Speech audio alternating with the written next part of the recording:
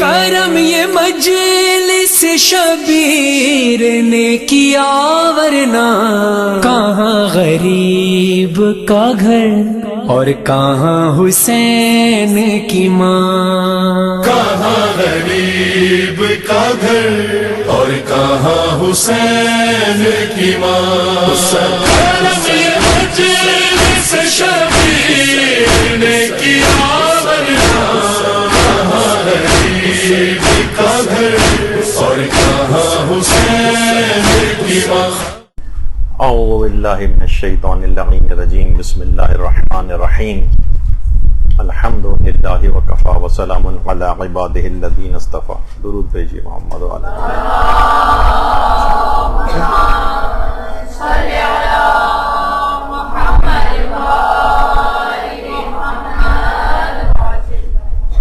عام طور پر عمومی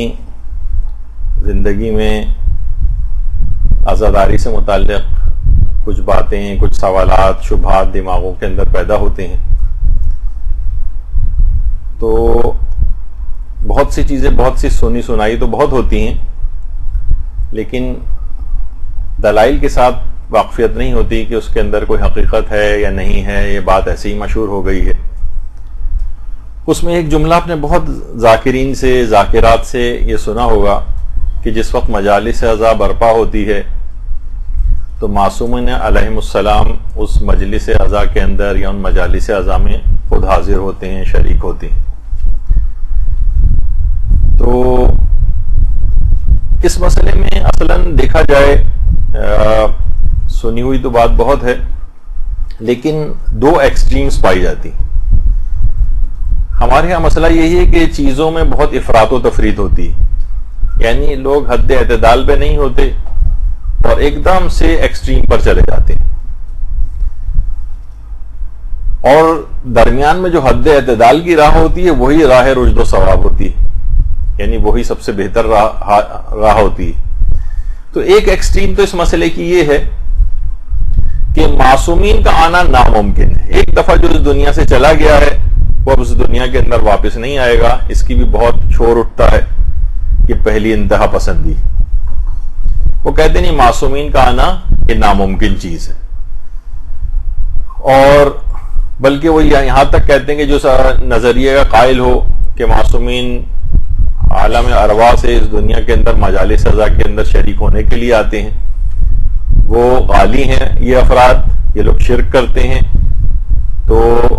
غالی اور مشرک ہونے کا ان افراد کے اوپر وہ افراد الزام لگاتے ہیں۔ تو یہ خود ایک انتہا پسندی، وہ کہتے ہیں معصومین کا آنا ناممکن ہے۔ اچھا، دوسری ایکسٹریم کیا ہے؟ دوسری انتہا پسندی یہ ہے کہ ہر شخص اس بات کا مدعی ہے، بہت سی مجالس کے اندر تو باقاعدہ یہ نعرے لگتے ہیں، اب آپ سب لوگ خاموش ہو جائیں، اب حضرت زہرا تشریف لے آئی ہیں، اب امیر المومنین آ گئے ہیں، امام حسین آ گئے ہیں، اس طرح کے بھی نعرے لگتے ہیں۔ یہ دوسری انتہا پسندی ہے، اس کے متعلق ابھی آگے چل کے فتاوے وغیرہ بھی ذکر ہوں گے۔ تو اصل جو بات ہے اس کے اندر حد اعتدال یہ ہے کہ ان معصومین علیہم السلام کا ان مجالس عزا میں آنا یہ امر ممکن ہے، اور یہ واقع ہونے کے بہت قریب ہے۔ یعنی ابھی آگے چل کر کچھ روایات بھی آپ کے سامنے آئیں گی، مجتہدین کے فتاوے وغیرہ بھی ذکر ہوں گے کہ یہ آنا ممکن ہے، ان ہستیوں کا ان مجالس عزا کے اندر آنا ممکن ہے۔ اس پر اتنے زیادہ مشاہدات ہیں، اتنے زیادہ مکاشفات ہیں، اتنے زیادہ علماء کے اقوال ہیں، اتنے زیادہ صاحبان ایمان کی اپنے مشاہدے کی چیزیں ہیں کہ اس کے اوپر کئی درس ہو سکتے ہیں اگر وہ سب بیان کرنے بیٹھے۔ تو اچھا، اب یہ دونوں افراد ایک دوسرے کو بالکل رد کرتے ہیں، وہ کہتے ہیں کہ یہ لوگ غالی اور مشرک ہیں، اور جو اس حد تک قائل ہیں وہ ان کو کہتے ہیں کہ یہ لوگ مقصر ہیں۔ تو بہرحال درمیانی راہ ہے کہ ائمہ جس مجلس میں بھی چاہیں آ سکتے ہیں اور آتے ہیں، لیکن یہ کہ ہر شخص اگر اس طرح کا کوئی دعویٰ کرنے لگے کہ نہیں اسی کی مجلس میں، یعنی ہر طرح کی مجلسیں ہو رہی ہیں، یہاں تو ایسے افراد بھی ہیں، آپ کو پتا ہے کہ وہ کس طرح کے مضامین اپنی مجلسوں کے اندر پڑھتے ہیں، عورتوں کی کتنی بے پردگی کی لحاظ سے بری حالت ہوتی ہے، تو وہ ان مجالس کے اندر بھی وہ ہستیاں تشریف لائیں. اس پہ بھی آگے چل کر ہماری گفتگو ہوگی اور علماء کے اقوال بیان ہوں گے. اچھا اب دیکھیے ایک مسئلہ اور آپ کے دماغ میں رہے کہ کیا یہ عقیدہ رکھنا واجب ہے؟ کیا یہ عقیدہ رکھنا واجب ہے کہ ائمہ مجالس کے اندر آتے ہیں؟ تو دیکھیے نہ تو یہ عقیدہ رکھنا واجب ہے، یعنی اگر کوئی عقیدہ نہیں رکھتا تو کوئی بات نہیں، وہ شیعت سے خارج نہیں ہوگا. اور نہ ہی ایسا عقیدہ کوئی کہے کہ نہیں ایسا عقیدہ رکھنا حرام ہے کہ جس سے انسان غالی اور مشرک ہو جاتا ہے، تو ایسا بھی کوئی مسئلہ نہیں. یعنی اس کے اندر نہ تو کسی کے کفر و ایمان کا کوئی مسئلہ ہے، نہ ہی اس کے اندر کسی کی شیعت کا کوئی مسئلہ ہے. بس ایک سمجھیں کہ ایک کانسیپٹ ہے، ایک بات ہے. اگر کوئی اس پہ ان دلائل کے تحت یقین کرنا چاہے تو یقین کرے، نہیں یقین کرنا چاہے، بلکہ یقین رکھنے والے افراد جو ہیں ان کی ذمہ داری زیادہ فزوں تر ہو جاتی اور بڑھ جاتی. ابھی ہم آگے چل کر اس کو بھی ڈسکس کریں گے کہ ائمہ اگر مجالس اعضاء کے اندر آتی ہیں اور آپ کا یہ عقیدہ ہے تو پھر تو آپ کی مجالس کا معیار بہت زیادہ بہتر ہونا چاہیے، خود ہمارے گھر کا معیار بہت زیادہ بہتر ہونا چاہیے. اس پہ بھی آگے چل کر گفتگو ہوگی. اچھا اب دیکھیں جاہل کی ہمیشہ نشانی یہ ہوتی ہے کہ جاہل افراط و تفرید کا شکار ہوتا ہے. افراط و تفرید. اچھا مراسم اعضاء کے سلسلے میں بھی یہی جہالت ہے. بہت سے تمام مراسم اعضاء کے پیچھے لگ گئے کہ یہ حرام ہیں، یہ خرافات ہیں، یہ بکواسیات ہیں معاذ اللہ. اور بہت سے ایسے ہیں کہ جو کہتے ہیں کہ نہیں ہمیں شریعت سے ہم ہر طرح سے آزاد ہیں، جس طرح سے بھی کریں، شریعت کو اس میں بولنے کا حق نہیں ہے، عشق وغیرہ کا معاملہ ہے. نہیں ایسا بھی نہیں ہے. تو افراد و تفرید ہمیشہ جاہل افراد و تفرید کے اندر مبتلا ہوگا.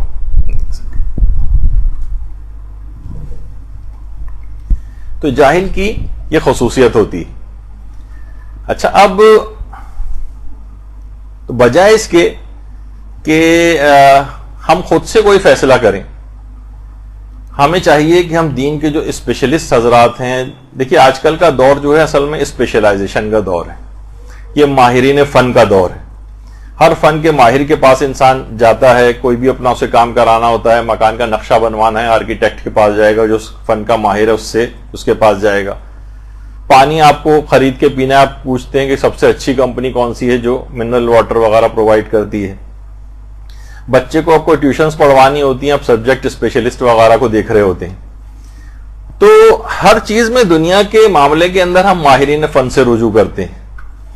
یہ دین کا معاملہ کچھ بیچارہ اس قسم کا معاملہ بن گیا ہے کہ ہر واٹس ایپ کے اوپر آپ یقین کیے بیٹھے ہوتی ہیں.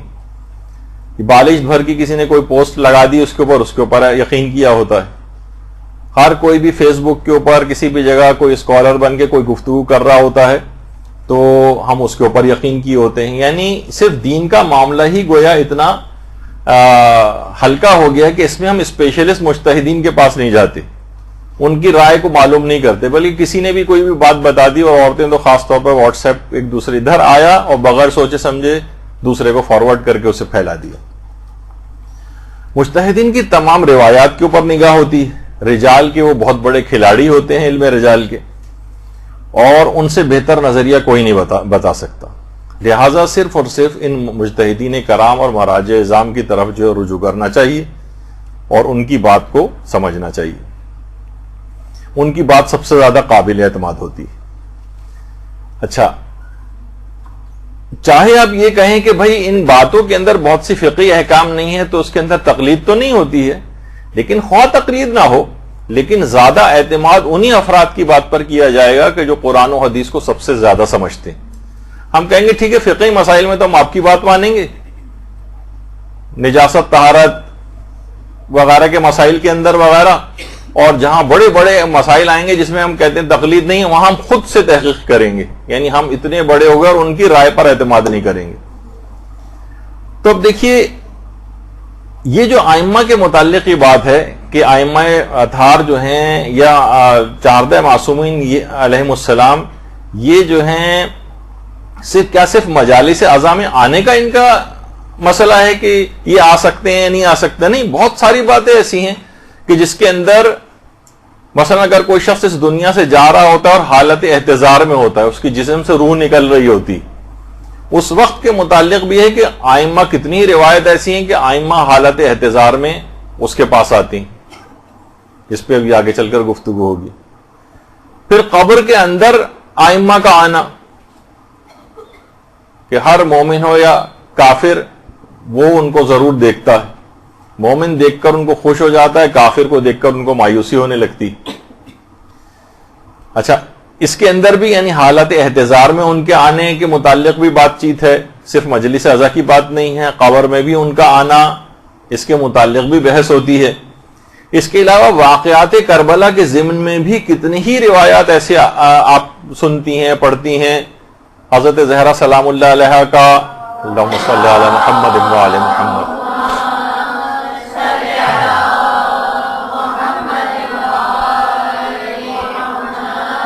شہادت امام حسین علیہ السلام کے وقت تشریف لانا، اسی طریقے سے حضرت رسول خدا کا، اور بہت ساری اس طرح کی باتیں۔ اسی طرح زائرین کے پاس ان ہستیوں کا آنا، اس کے متعلق بھی ہیں، روایات بھی ہیں، واقعات بھی ہیں، مشاہدات بھی ہیں، مکاشفات بھی ہیں، بے شمار اس طرح کی چیزیں ہیں، اور علماء اور مجتہدین کے فتاوی بھی۔ اچھا، اب اس نظریے پر عقیدہ رکھنے کے جو نتیجے ہیں یہ بھی ابھی ہم آگے چل کر ڈسکس کریں گے، لیکن پہلے ایک واقعے سے اس کی ابتدا کرتے ہیں جس سے آپ کو سمجھ میں آئے گا۔ مثلا ایک مجتہد گزرے ہیں آیت اللہ کربلائی احمد تہرانی، تہران سے ان کا تعلق تھا، لیکن ان کا پورا خاندان کربلا میں جا کر آباد ہو گیا تھا، اور یہ کربلائی احمد تہرانی یہ مرزا بزرگ شیرازی جو تھے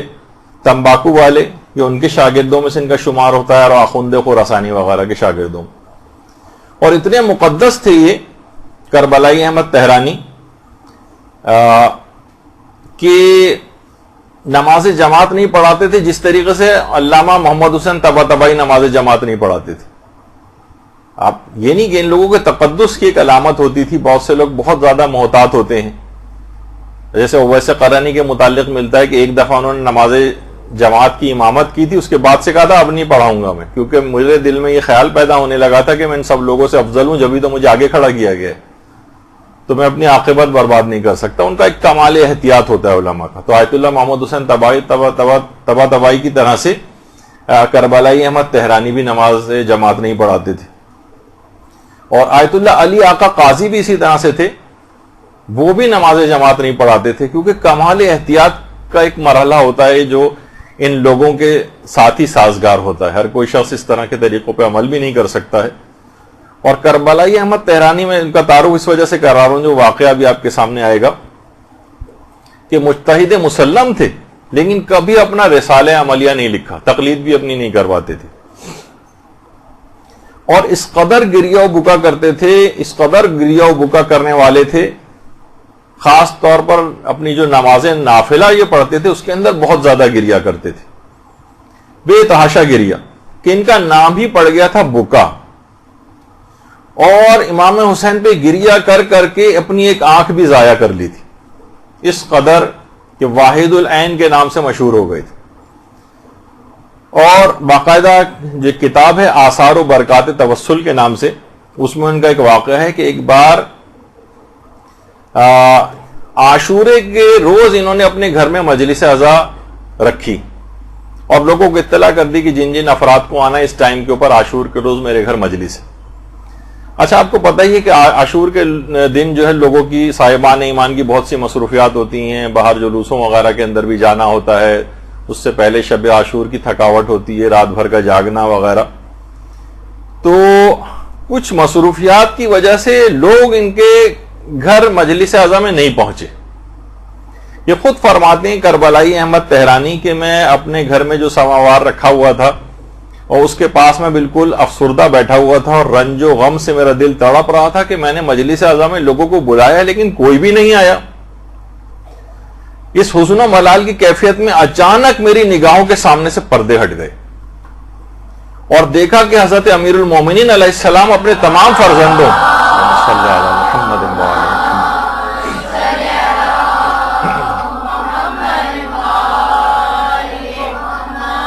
اپنے تمام فرزندوں آئمہ اطہار کے ساتھ امیر المومنین اس مجلس میں آ کر بیٹھے ہوئے ہیں، اور امیر المومنین کی آنکھوں سے آنسو رواں ہیں، اور فرمایا کہ اگرچہ آج کوئی بھی تمہاری مجلس میں نہیں آیا تو کیا ہوا، ہم تو آئے ہیں، چلو بسم اللہ کرو اور مجلس عزا کا آغاز کرو۔ تو یہ خود کربلائی احمد تہرانی یعنی خود ایک مجتہد یہ واقعہ سنا رہا ہے، اور اتنا مقدس مجتہد کہ کہا جاتا ہے کہ اس قدر گریا کرتے تھے کہ نماز عصر میں گریا کرتے کرتے انتقال ہوا تھا ان کا۔ تو اور اس قدر ان کے مقامات تھے کہ باقاعدہ آیت اللہ بزرگ تہرانی، یہ خود ہمارے کتنے بڑے علماء کے اندر شمار ہوتے ہیں، حدیث کے اور رجال کے ماہر، وہ خود فرماتے ہیں کہ ان کے آیت اللہ کربلائی احمد تہرانی کے انتقال کے بعد میں نے ان کو خواب میں دیکھا تھا، اور میں نے ان سے پوچھا کہ اللہ نے آپ کو جن مقامات عالیہ کے اوپر فائز کیا ہے، آپ مجھے بتائیے کہ آپ کے ساتھ کیا ہوا۔ تو انہوں نے خواب میں ہی مسکرا کر ان کی طرف دیکھا اور صرف ایک جملہ کہا، حلوہ تن تنانی تن آخوری نہ دانی، یہ کیسا حلوہ ہے جب تک تم کھاؤ گے نہیں تمہیں سمجھ میں نہیں آئے گا۔ یعنی تفصیل نہیں بتائی لیکن مسکراتے ہوئے اس بات کو، یعنی جس طرح کمال احتیاط ایک دنیا کے اندر بھی ہوتا تھا، اسی طریقے سے اس عالم ارواح میں بھی اپنے متعلق انہوں نے اس لحاظ سے بات نہیں کہی، اور کہا کہ جب تک تم خود اس کیفیت سے گزرو گے نہیں، کیفیت بتائی نہیں جا سکتی، ان مقامات کو بتایا نہیں جا سکتا، تم لوگوں کی سمجھ میں نہیں آئے گا۔ تو اس طرح کے بے شمار مجتہدین کے واقعات ہیں کہ ائمہ خود ان مجالس عزا کے اندر آتے ہیں،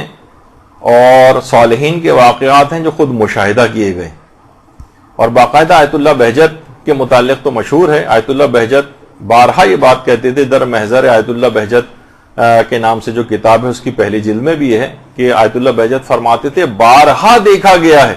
کہ رسول خدا حضرت امیر شہزادی فاطمہ الزہرا امام حسن اور امام حسین علیہ السلام مجالس حدیث قصہ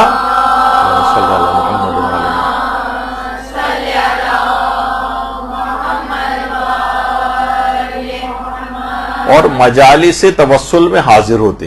بارہا دیکھا گیا ہے، بارہا دیکھا گیا ہے۔ تو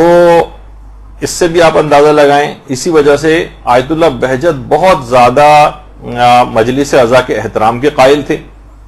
اور جو شخص بھی مجلس عزا میں ان کے گھر آتا تھا ہر شخص کا اس طرح سے کھڑے ہو کر استقبال کرتے تھے، حتیٰ کہ آنے والے چھوٹے چھوٹے بچوں کے احترام میں آیت اللہ بہجت کھڑے ہو جاتے تھے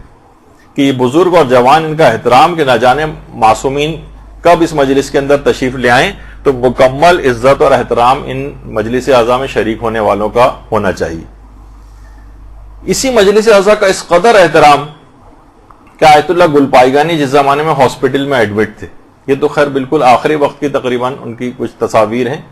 کہ جب انتقال ہونے والا تھا، یعنی آخری دن ان کے چل رہے تھے، لیکن اس سے پہلے جب کسی حد تک بہتر بھی تھی طبیعت اور ہاسپٹل میں تھے، تو ہاسپٹل میں بہت سارے لوگ دیکھنے کے لیے آتے تھے، تو ان میں ایک مرثیہ خان اور نوحہ خان بھی ان کے پاس آیا، اور وہاں پر بھی ایک طریقہ کار ہے کہ کوئی بھی مرثیہ خان یا نوحہ خان کسی مریض کی عیادت کے لیے آئے تو وہ آ کر کچھ نہ کچھ سناتا ہے ان کو، کوئی نوحہ کوئی مرثیہ، اس کے اندر ایک برکت بھی ہے۔ تو اس کو فوراً روک دیا آیت اللہ گلپائیگانی نے، ابھی رک جاؤ، اور باقاعدہ اس کے بعد انہوں نے باوضو ہوئے اور اپنے آبا اور قبا کو منگوایا کہ یعنی دماغ میں کانسیپٹ یہ کہ جس وقت اس کا تصور مکمل احترام کے ساتھ مجھ کو مجلس عزا سننی ہے، یہ نوحہ سننا ہے، یہ مرثیہ سننا ہے، گریا ہونا ہے، ایک لحاظ سے مجلس عزا کی سی کیفیت ہو جائے گی، ائمہ معصومین کا اس کے اندر آنا ہو سکتا ہے، تو مکمل احترام کے ساتھ لباس بھی مناسب ہو، اس طرح سے اتنا اہتمام کر کے آیت اللہ گلپائیگانی بیٹھا کرتے تھے۔ اچھا یہ اتنا اور بتا دیا جائے کہ باقاعدہ اس کا ایک آیت اللہ بہجت نے مریض کی شفا یابی کی جو اعمال بتائیں، اس میں بہت ساری چیزیں اس کے اندر ہیں، وہ تو بھی بیان کرنا مقصد نہیں ہے، لیکن 6 نمبر کے اوپر یہ جو چیز لکھی ہوئی ہے، آیت اللہ بہجت فرماتے تھے مصائب محمد و آل محمد علیہ السلام مریض کو اس طرح سے سنائیں کہ وہ متاثر ہو جائے اور غمگین ہو کر گریا کرے۔ یہ اگر کسی جگہ مریض کے ساتھ ایسا ہو تو اس کو مصائب سنا کر گریا کروایا جائے، یہ شفا یابی کے لیے بہت مجرب عمل ہے۔ تو اس لحاظ سے آیت اللہ گلپائیگانی اور دیگر جو علماء ہیں ان کے پاس بھی جب کوئی اس طرح سے افراد جاتے ہیں تو وہاں کچھ نہ کچھ نوحہ مرثیہ یا کوئی ایسا ذکر مصائب کا کرتے ہیں کہ ان کو رونا آ جائے، یہ شفا یابی کے اندر بہت مؤثر سمجھا گیا۔ تو بہرحال پوری تیاری کے ساتھ آیت اللہ گل پائگانی اس طرح سے بیٹھے، اور اس کے بعد پھر انہوں نے جو ہے وہ مرثیہ اور نوحہ وغیرہ سنا. تو یہ تمام چیزیں ایسی ہیں کہ علماء اور مجتہدین اس کے اتنے زیادہ قائل ہیں. اچھا، اب تاکہ احترام کے کوئی منافی نہ ہو جائے کوئی چیز. اچھا، اب کیا ائمہ معصومین کا مجالس اعضاء میں آنا ممکن ہے؟ اس پہ مجتہدین نے کچھ فتاوے وغیرہ بھی دی ہیں. جیسے آیت اللہ خوئی کے متعلق آیت اللہ صادق روحانی باقاعدہ جو آج کل بھی مجتہدین زندہ مراجع میں سے ہیں،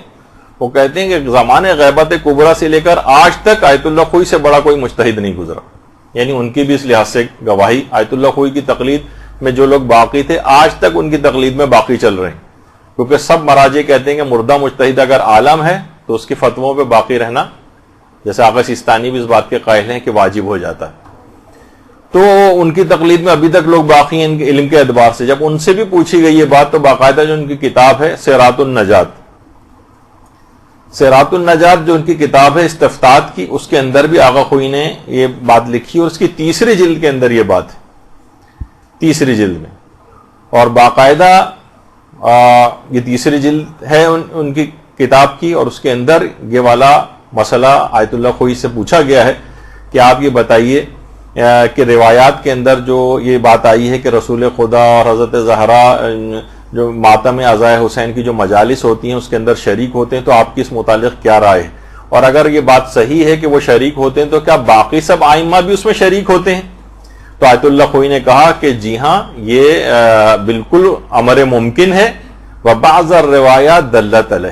اور بہت سی روایات، بعض روایات اس بات پر دلالت کرتی ہیں. تو آیت اللہ خوئی بھی اس بات کے قائل ہیں کہ مجلس امام حسین علیہ السلام میں جناب رسول خدا، شہزادی زہرا اور دیگر معصومین کا آنا امر ممکن ہے، کیونکہ بعض روایات اس مطلب پر دلالت کرتی ہیں. باقاعدہ آیت اللہ فقی جیسے عظیم فقی کا جو ہے یہ نظریہ ہے. تو اسی طریقے سے آیت اللہ اسحاق فیاض سے بھی یہ والا مسئلہ پوچھا گیا. تو آیت اللہ اسحاق فیاض کا تو الگ سے تحریری طور پر بھی یہ فتویٰ جو ہے موجود ہے کہ جب سوال پوچھا گیا کہ یہ بات نقل کی جاتی کہ اہل بیت علیہم السلام جو ہے مجالس عاشورہ کے اندر شریک ہوتے ہیں، تو کیا یہ بات صحیح ہے؟ تو انہوں نے جواب دیا کہ بعض شیعوں کا یہ عقیدہ ہے کہ ایسا ہوتا ہے، اور یہ وہو ممکن، یہ بات ممکن ہے، وہ غیر و بعید، اور بعید نہیں ہے اللہ تعالیٰ، اللہ کے نزدیک کوئی ایسی بات نہیں. یعنی اللہ اگر انہیں بھیجنا چاہے، اللہ کی طرف سے اذن یافتہ ہو کر وہ آنا چاہیں تو بات غیر بعید ہے، یعنی بالکل ممکن ہے کہ وہ مجالس اعضاء کے اندر آتے ہیں. تو آیت اللہ اسحاق فیاض جیسے جو موجودہ مجتہدین، موجودہ صف اول جو ہے مراجع کی، اس کے اندر شامل ہیں، ان کا بھی یہی نظریہ. اچھا، اسی طرح سے آیت اللہ محمود ہاشمی، آیت اللہ محمود ہاشمی، ان کے متعلق بھی یہی ہے. جب ان سے پوچھا گیا کہ آپ ان روایات کے متعلق کیا فرماتے ہیں کہ جو یہ بتاتی ہیں کہ 14 معصومین علیہ السلام مرنے والوں کے پاس یا حالت احتضار میں یا ان کی قبر میں آتے ہیں، تو ان روایات کے متعلق آپ کا کیا خیال ہے؟ تو انہوں نے جواب دیا کہ فی نفسہ ہی یہ بات ممکن ہے، کیونکہ روایات سے یہ بات ظاہر ہوتی ہے کہ ارواح انبیاء اور ائمہ کا اللہ کے پاس ایک خاص مقام ہے. تو فی نفسہ یہ بات بالکل ممکن ہے کہ ائمہ کی ارواح مرنے والے کے پاس حالت احتضار میں اور قبر میں، کیونکہ یہ سب چیزیں آپس میں جڑی ہوئی ہیں. یعنی اس دنیا کے اندر ہی ظاہر انسان مر رہا ہے، قبر کے اندر جا رہا ہے، تو جب یہاں آ سکتی ہیں، قبر میں آ سکتی ہیں، اس کے گھر حالت احتضار میں آ سکتی ہیں، تو مجلس اعضاء میں کیوں نہیں آ سکتی؟ تو اس لحاظ سے بھی یہ بات فتوے کے اندر انہوں نے بیان کی. اور آیت اللہ سیستانی سے بھی یہ بات پوچھی گئی کہ بعض خطبہ یہ کہتے ہیں کہ حضرت زہرا اور تمام ائمہ معصومین اجمعین جو ہیں وہ مجالس اعضاء میں آتے ہیں، تو کیا یہ عقیدہ رکھنا اسلام کے منافی ہے؟ یعنی یہ عقیدہ رکھا جائے تو کیا اسلام کے خلاف کوئی بات ہے کہ یہ مجالس اعضاء میں آتے ہیں؟ یعنی اتنا یہ لوگ پروپیگنڈا انہوں نے کیا ہے کہ اچھے خاصے لوگ بھی ابھی اس بات کے منکر ہو گئے کہ ائمہ قبر میں بھی آتے ہیں. تو آیت اللہ سیستانی نے کہا کہ مصادر اسلامی ماخذوں میں یعنی کتاب و سنت میں ایسا کچھ نہیں ہے کہ جس سے یہ پتہ چلے کہ عقیدہ رکھنا خلاف اسلام ہے. ایسا کوئی کتاب و سنت کے اندر نظریہ نہیں پایا جاتا کہ اگر کوئی یہ عقیدہ رکھے کہ ائمہ معصومین جو ہیں وہ مجالس اعضاء میں یا مثلا ان جگہوں کے اوپر آتے ہیں مجالس وغیرہ کے اندر، تو یہ عقیدہ رکھنا خلاف اسلام نہیں ہے، اسلامی ماخذوں میں ایسی کوئی بات نہیں ہے، اور یعنی یہ نظریہ صحیح ہے۔ البتہ یہ کوئی ضروریات دین و مذہب کا بھی مسئلہ نہیں ہے، یعنی اگر کوئی اس کو نہیں مانے تو ایسا نہیں کہ وہ شیعت سے خارج ہو جائے یا اسلام سے باہر نکل جائے۔ تو آیت اللہ سیستانی نے اس لحاظ سے ایک بیلنس بات کی ہے، لیکن بہرحال اس کے اندر ایسا کچھ نہیں ہے۔ اچھا، پھر دوسرا ایک اور فتویٰ آیت اللہ سیستانی سے جو ہے وہ پوچھا گیا کہ یہی والا سوال کہ عاشورہ کی جو مجالس ہوتی ہیں اس کے اندر کیا یہ آتی ہیں شخصیات، کیا یہ ممکن امر ہے؟ تو انہوں نے جواب دیا کہ جی ہاں ممکن ہے، کیونکہ یہ طبعاً یہ چیز ممکن ہے، البتہ وہ اپنی ارواح کے ذریعے ان مجالس اعضاء میں حاضر ہوتے ہیں، لا باجسادہم، البتہ اپنے جسموں کے ذریعے، یعنی جسم مادی نہیں ہے وہ، بلکہ جسم نورانی ہے، روحانی طور پر وہ اس کے اندر شریک ہوتے ہیں۔ عام جسم جو جیسے ہمارا جسم ہے، مادی جسم ہے، جسم عنصری ہے، اس کے اندر مجلس اعضاء میں نہیں آتی۔ تو یہ ایک بھی دماغ میں یہ بات رہنی چاہیے کہ آیت اللہ سیستانی نے اس سلسلے میں یعنی اس بات کا انکار نہیں کیا ہے، بلکہ اس کا کہا ہے کہ طبعاً یہ ممکن ہے۔ اچھا، کیا معصومین علیہ السلام کی مجلس اعضاء میں جو حضور ہے یا حاضری عموماً ہوتی ہے؟ یعنی زیادہ تر کیا ایسا ہوتا ہے؟ تو ایک تو ابھی آپ نے سن ہی لیا آیت اللہ بہجت کا جو نظریہ، آیت اللہ بہجت فرماتے تھے کہ بارہا دیکھا گیا ہے، بارہا دیکھا گیا ہے، اور ایک روایت بھی اس سلسلے کے اندر ہے، وہ آگے چل کر پیش ہوگی۔ اچھا، یہی والا مسئلہ آیت اللہ حافظ بشیر نجفی سے بھی پوچھا گیا کہ کیا معصومین خصوصاً جناب زہرا سلام اللہ علیہا کا مجالس میں تشریف لانا،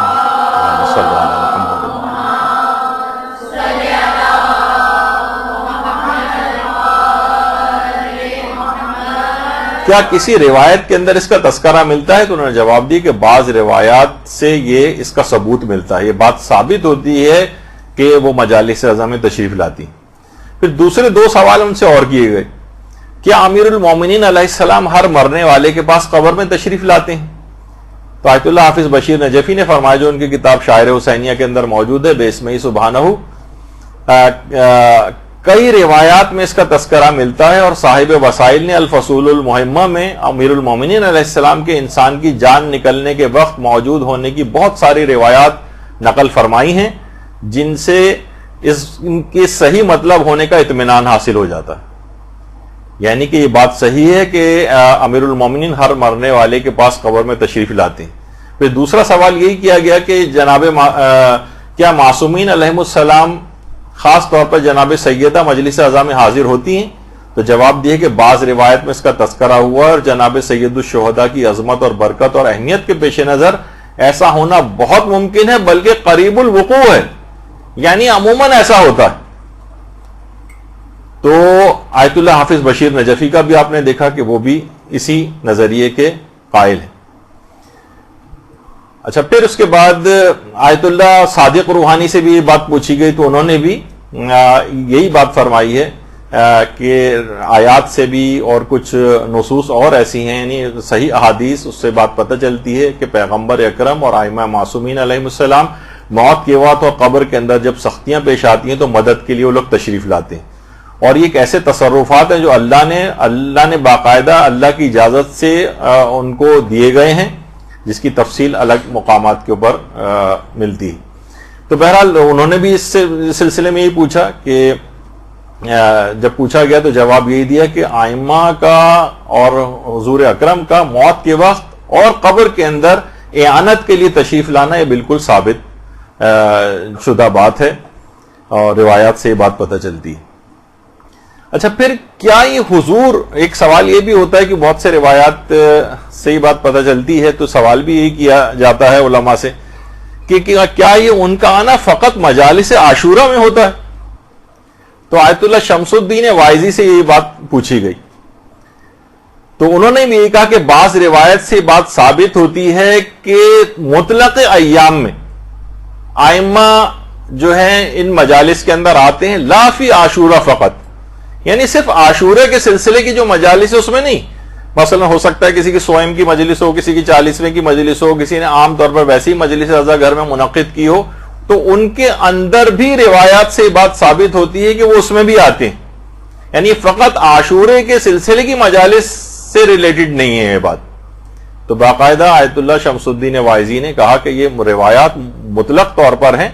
یعنی صرف عاشورے کی مجالس سے ریلیٹڈ بات نہیں ہے, کسی بھی مجلس کے اندر وہ تشریف لا سکتے ہیں. اچھا, اب اس سلسلے میں جو افراد ہیں وہ کہتے ہیں کہ ظاہر روایات کی سند کے متعلق بھی بات ہوتی ہے کہ بہت سی روایت ایسی ہیں کہ جن کی سند جو ہے وہ ضعیف ہے, یا بہت سی روایت کی سند میں ارسال ہے, یعنی بہت سے کچھ راوی بیچ میں سے غائب ہیں. تو دیکھیے کوئی واجب عقیدہ تو ہے نہیں کہ جس کے لیے آپ کہیں کہ بالکل صحیح سند روایتیں جو تمام اصولوں کے اوپر پورا اترتی ہوں صرف وہ قبول کی جائیں گی. کہ واجب عقیدہ نہیں, آپ نے سن لیا کوئی عقیدہ یہ نہیں بھی رکھے تو یعنی خدا کی طرف سے یہ آپ پر واجب نہیں کیا گیا ہے کہ آپ یہ اس نظریے کے حامل بنے. تو علماء نے کہا کہ قرائن کی بنیاد پر ہم ان احادیث کو رد نہیں کریں گے, بلکہ رجحان ظاہر کیا ہے کہ ایسا ہونا بالکل ممکن ہے اور بعید نہیں. اور علماء نے نہ صرف ان کی مخالفت نہیں کی ہے بلکہ اپنے فتاوے میں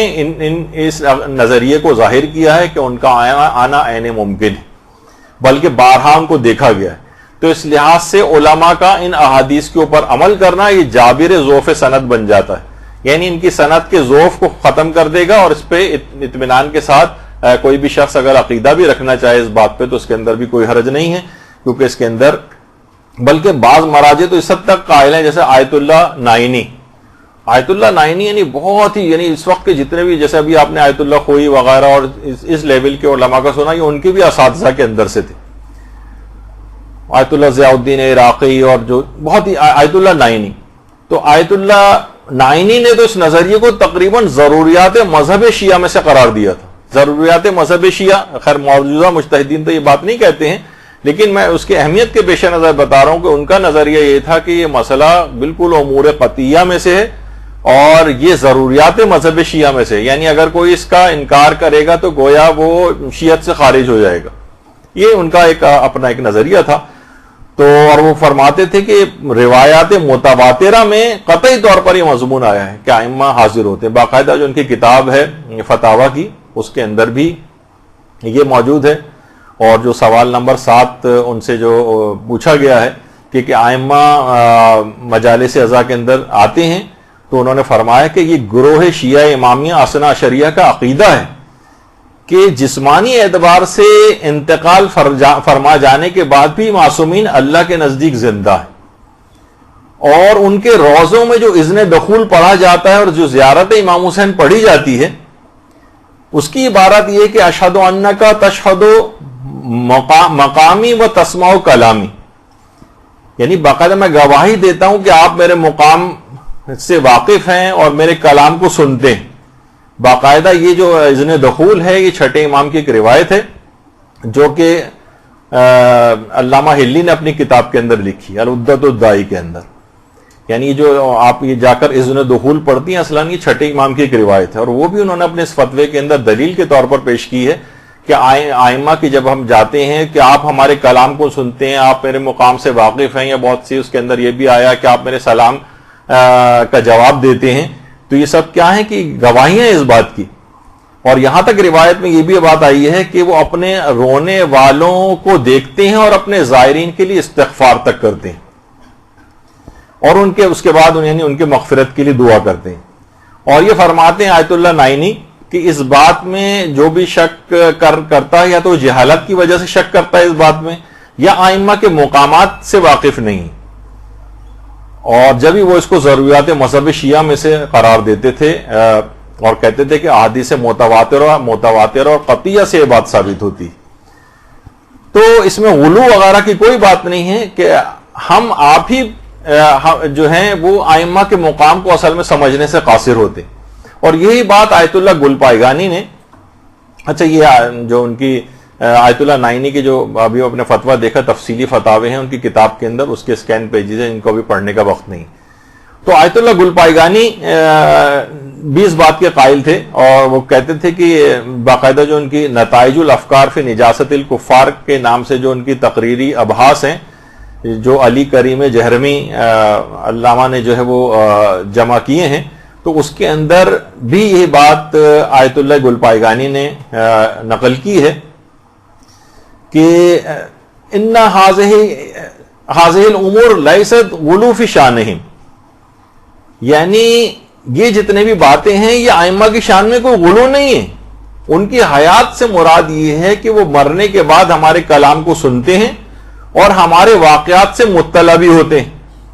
جس طرح زیارت امیر المومنین میں بات آئی کہ اشہد انک تسمع کلامی و تشہد مقامی و یردون سلامی، تو فرماتے ہیں کہ یہ تمام چیزیں جو ہیں جو زیارت کے اندر بھی آئی ہیں. تو پھر اسی بات کے حاشیے میں نیچے علی کریم جہرمی نے لکھا ہے کہ کیسے غلو ہو سکتا ہے جبکہ شہداء کی حیات کے متعلق خود قرآن نے کہہ دیا ہے کہ وَلَا تَحْسَبَنَّ الَّذِينَ قُتِلُوا فِي سَبِيلِ اللَّهِ أَمْوَاتًا بَلْ أَحْيَاءٌ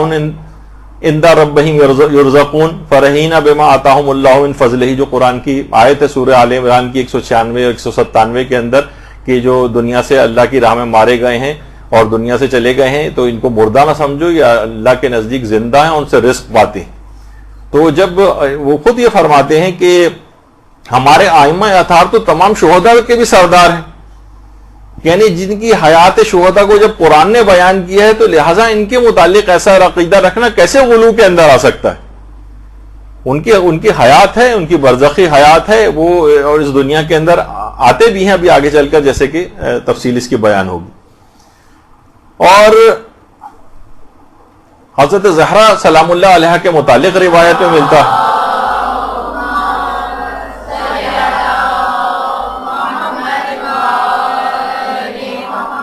باقاعدہ کامل الزیارات کی جو، بلکہ اس کا جو ڈائریکٹ ہی ہم نے اس کے اوپر پوسٹ بھی بنائی تھی کہ دختر رسول حضرت فاطمہ الزہرا سلام اللہ علیہ اپنے بیٹے حسین علیہ السلام کی قبر کے زائرین کے پاس تشریف لاتی ہیں اور اللہ سے ان کے گناہوں کی مغفرت طلب کرتی ہیں. یعنی زائرین کے پاس خود تشریف لاتی ہیں، یعنی وہ اس دنیا کے اندر معصومین کا آنا، حضرت زہرا کا آنا، یہ باقاعدہ روایات کے اندر یہ بات بیان ہوئی. کامل الزیارات کے اندر بھی اس لحاظ سے ہے. اور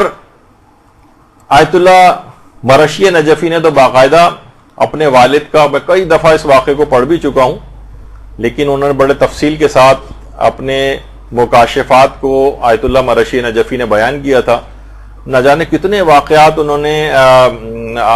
معصومہ قوم کے سلسلے میں بیان کیے ہیں کہ کتنی دفعہ معصومہ قوم سے ان کی ملاقات ہوئی ہے، مکاشفے میں ملاقات ہوئی ہے، اور باقاعدہ ان کا جو وصیت نامہ چھپا ہے اس کے اندر بھی ان کے تمام ان واقعات کو جمع کیا گیا ہے. اور ایک زمانہ تھا جب ابتدائی جوانی کا، تو ان کے پاس بہت سارے پرابلمز وغیرہ تھے، تو بالآخر یہ مایوس ہو کر کربلا پہنچے تھے اور وہاں پر امام حسین، وہاں دیکھا انہوں نے کہ ذریعے امام حسین کے پاس کربلا میں بہت ساری ارواح ہیں جو کہ قرآن پڑھ رہی ہیں، یعنی ان کا کام ہی ہے کہ امام حسین کی قبر کے پاس بیٹھ کر تلاوت قرآن کریں، جس میں ان کے اپنے والد کی روح بھی وہاں پر موجود تھی. خود انہوں نے کہا میں نے دیکھا کہ میرے والد کی روح بھی تلاوت قرآن کر رہی ہے. ان کی والد کی روح نے ان کو دیکھا، ان کے پاس آئی اور آ کر کہا کہ تمہیں کیا کام ہے امام سے؟ انہوں نے کہا کہ مجھے یہ فلاں فلاں چیزیں امام سے دریافت کرنی ہیں، میرے کچھ حاجات ہیں. کہا کہ تم جو پوچھنا ہے جلد پوچھ لینا، کیونکہ امام حسین علیہ السلام کو اپنے ایک بیمار زائر کی عیادت کے لیے جانا ہے. درود بھیجیے محمد و آل محمد.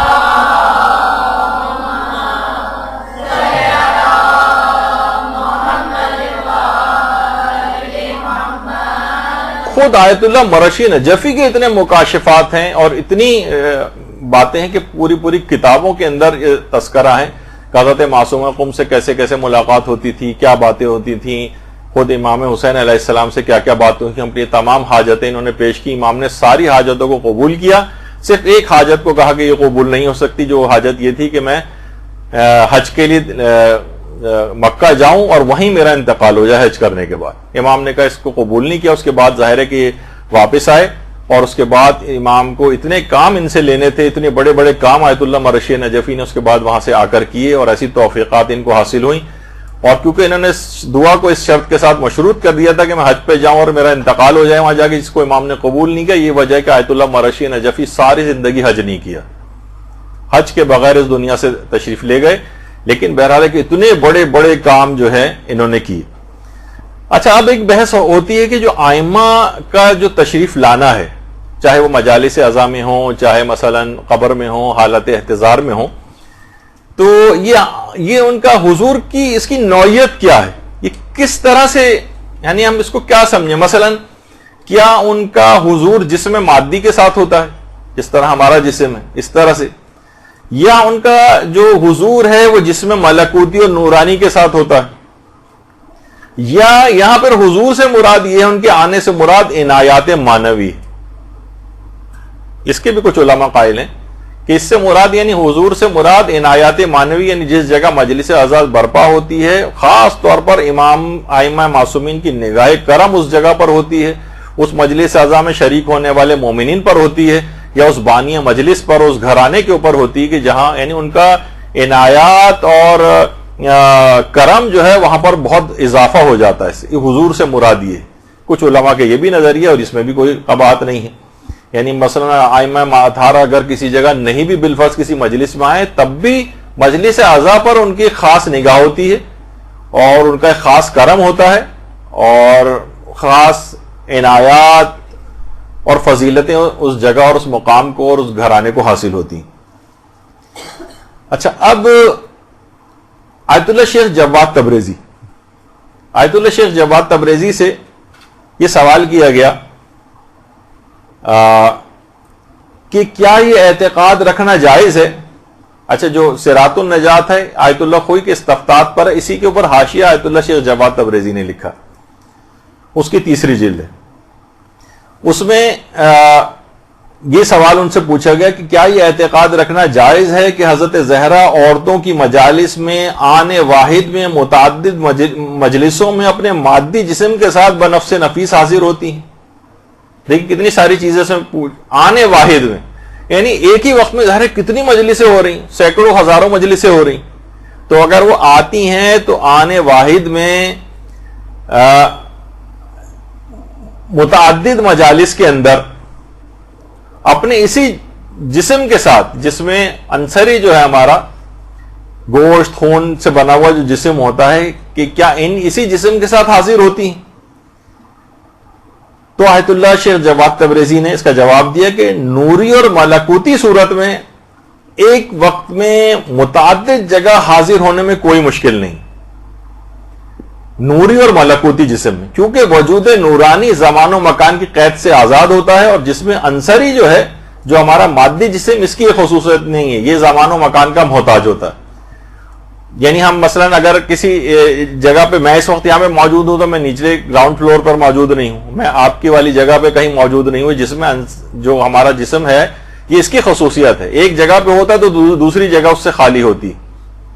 لیکن جو جسم نورانی اور ملکوتی ہوتا ہے اس کے لیے والی شرط نہیں، وہ زمان و مکان کی قید سے آزاد ہے، وہ آنے واحد میں متعدد جگہوں کے اوپر بھی حاضر ہو سکتا ہے. اس کی بھی مثالیں آگے چل کر آنے والی. تو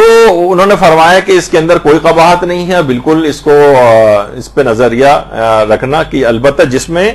مادی کے ساتھ ظاہر نہیں ہوتی، البتہ جس میں نورانی اور ملکوتی کے ساتھ حضرت زہرا آنے واحد میں متعدد مجلسوں میں حاضر ہو سکتی.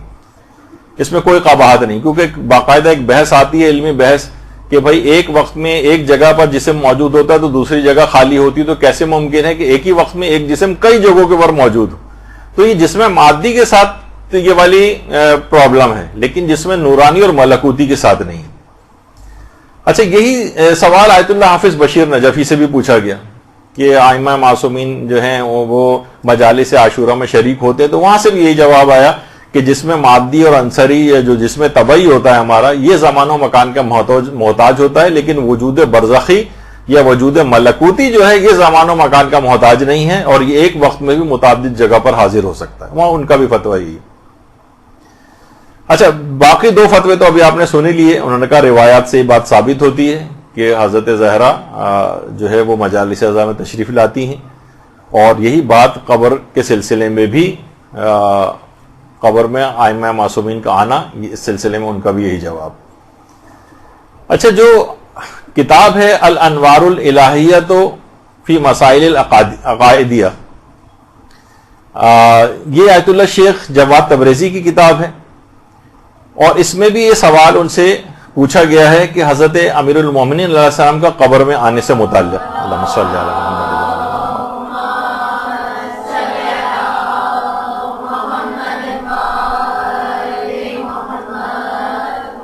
سوال یہ پوچھا گیا ایک وقت میں بہت سے لوگ مر رہے ہوتے ہیں تو کیا امیر المومنین ایک ہی وقت میں سب کے پاس یعنی کس طرح سے آ سکتے ہیں؟ تو انہوں نے یہی جواب دیا کہ وجود نوری کے ساتھ حاضر ہوتے ہیں، وجود مادی کے ساتھ نہیں. جیسا کہ روایت معتبرہ میں آیا ہے کہ ان کا اس مادی جسم سے پہلے وجود نوری تھا. یعنی ائمہ اطہار جو مادی جسم میں اس دنیا میں تشریف لائے ہیں، روایات سے یہ بات پتہ چلتی ہے کہ اس سے پہلے ان کا ایک وجود نوری خدا خلق کر چکا تھا. اور وجود نوری کے لیے زمان و مکان کی کوئی شرط نہیں ہے، اور وہ آنے واحد میں متعدد جگہوں کے اوپر پایا جا سکتا ہے. اور باقاعدہ بحار الانوار کی جو 6ٹھی جلد ہے اس میں بھی پنجتن پاک کے قبر میں آنے کا جو ہے وہ تذکرہ موجود ہے. تو ابھی اتنا وقت نہیں ہے، لیکن بحار الانوار کی 6ٹھی جلد صفحہ 229 حدیث نمبر 32 کے اندر اس کی تفصیل جا کر دیکھی جا سکتی ہے کہ وہ قبر کے اندر تشریف لاتے ہیں. اور بحاری کی 6ٹھی جلد کے اندر علامہ مجلسی نے حضرت ام سلمہ کی ایک روایت نقل کی ہے. ام سلمہ فرماتی ہیں کہ میں نے رسول خدا کو امیر المومنین امام علی علیہ السلام سے کہتے سنا کہ اے علی، اللہم صلی علی محمد و آل محمد،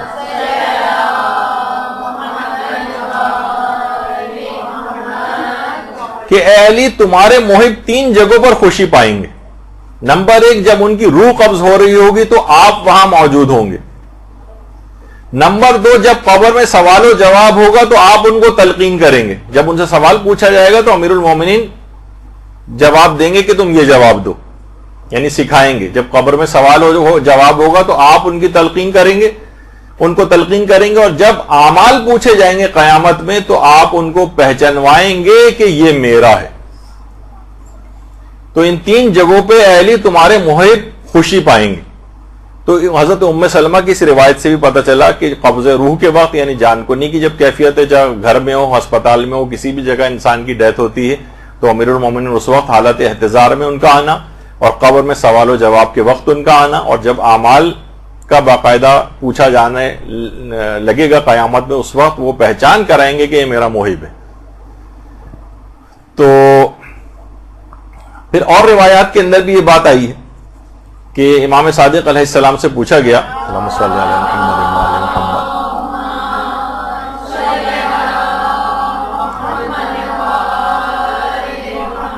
کہ جب مومن کی جان نکلتی اس کے متعلق بیان کریں. تو امام نے فرمایا کہ فرشتے اس سے بہت نرمی سے پیش آتے ہیں،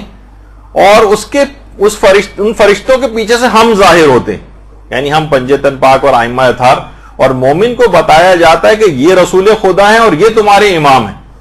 تو مومن کی خوشی کی اتنی انتہا ہو جاتی ہے کہ پھر موت سے عزیز کوئی چیز اس کو نہیں ہوتی، بس مجھے موت آ جائے اب اور میں ان کے ساتھ چلا جاؤں. اس پہ بھی کتنے واقعات الگ سے ہیں جو پڑھے ابھی جائیں، میرے پاس وقت نہیں ہے کیونکہ آج بس اس موضوع کو ختم کرنا ہے تو بہت تیز رفتاری کے ساتھ مجھے جانا پڑ رہا ہے، ورنہ خود اسی موضوع پر ہی کتنے واقعات ہیں جو موت کی مسائل کی پوری سیریز یہاں تقریباً 50 درسوں کی ہو چکی ہے. اگر کسی کو انٹرسٹ ہو تو لے کے سن سکتے ہیں، تو اس کے اندر وہ تمام واقعات بھی بیان کیے گئے. اچھا، اب یہ اس لحاظ سے اور باقاعدہ جو کتاب ایک معاد شناسی کے نام سے، معاد شناسی،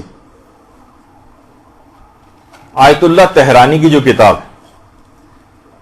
اس کے اندر انہوں نے آیت اللہ محمد حسین طباطبائی یا آیت اللہ تہرانی، انہوں نے کتاب معاد شناسی لکھی ہے، شاید اس کا اردو ترجمہ بھی ہو گیا ہے. آیت اللہ تہرانی فرماتے ہیں کہ آیت اللہ محمد حسین طباطبائی نے بات بیان کی ہے آیت اللہ علی آقا قاضی کے حوالے سے. محمد حسین طباطبائی کے استاد تھے آیت اللہ علی آقا قاضی. وہ کہتے تھے کہ جس زمانے میں یعنی وہ نجف اشرف ہی میں رہا کرتے تھے آیت اللہ علی آقا قاضی، تو وہ فرماتے ہیں کہ نجف میں جس محلے میں رہتا تھا وہاں پر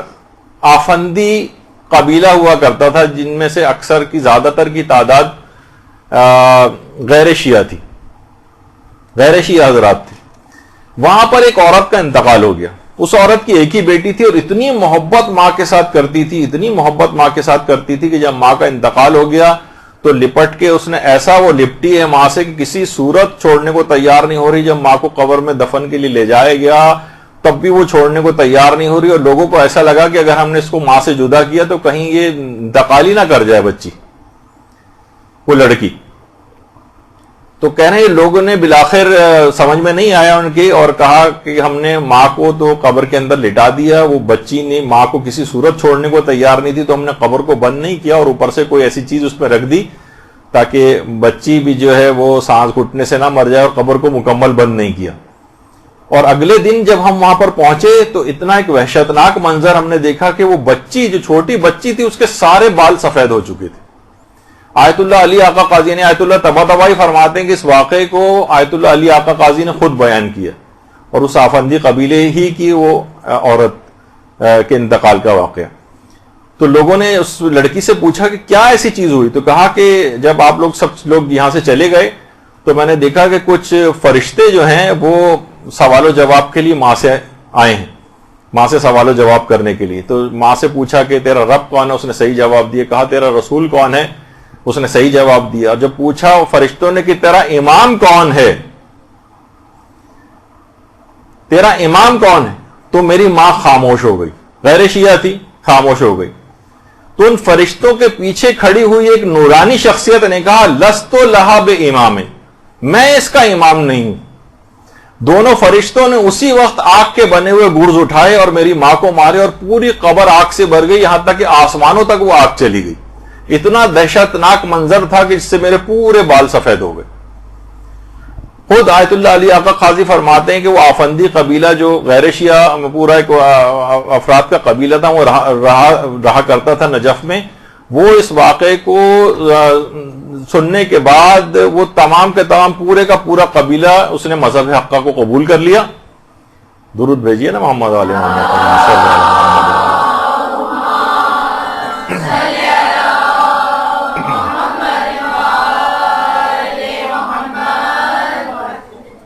تو کتنی کثیر تعداد میں اس طرح کی روایات ملتی ہیں کہ امیر المومنین کا قبر کے اندر آنا اور حالت احتضار میں آنا یا ائمہ معصومین کا مجالس اعزاء کے اندر آنا، اس میں کوئی مسئلہ نہیں ہے اس عقیدے کو رکھنے میں. کتنے واقعات اس کے شاہد ہیں، اور باقاعدہ کامل الزیارات میں بھی ہے اور بحر الانوار کی بھی 44ویں جلد میں بھی ہے کہ باقاعدہ جو اس کی ہم نے ایک پوسٹ بھی بنائی تھی کہ امام صادق نے جو راوی تھا مسمع نام کا، کہ امام نے اس سے کہا کہ تم عراق کے رہنے والے ہو، کیا زیارت کے لیے نہیں جاتے ہو؟ راوی نے کہا کہ بصرے میں ناصبی اور دشمن زیادہ ہیں، میں ڈرتا ہوں کہ میری زیارت کی خبریں حکومت تک نہ پہنچائیں اور وہ مجھے تکلیف اور آزار پہنچائیں. دیکھا اس زمانے کے اندر بھی سب ہوتا تھا. امام صادق نے فرمایا کیا حضرت امام حسین پر پڑھنے والے مصائب کو تم یاد کرتے ہو؟ اس نے کہا ہاں مولا یاد کرتا ہوں. امام نے سوال کیا کیا آہو نالا اور بیتاب اور غمگین بھی ہوتے ہو؟ آہو نالا کرتے ہو، بیتاب ہوتے ہو، غمگین ہوتے ہو؟ اس نے کہا جی ہاں، خدا کی قسم اتنا روتا ہوں کہ روتے روتے ہچکیاں بن جاتی ہیں، یہاں تک کہ میرے اہل خانہ بھی اس آثار کا مشاہدہ کرتے ہیں اور اس موقع پہ میں کوئی چیز کھا پی بھی نہیں سکتا ہوں اور غم و اندوہ کے آثار میرے چہرے پر ظاہر ہوتے ہیں.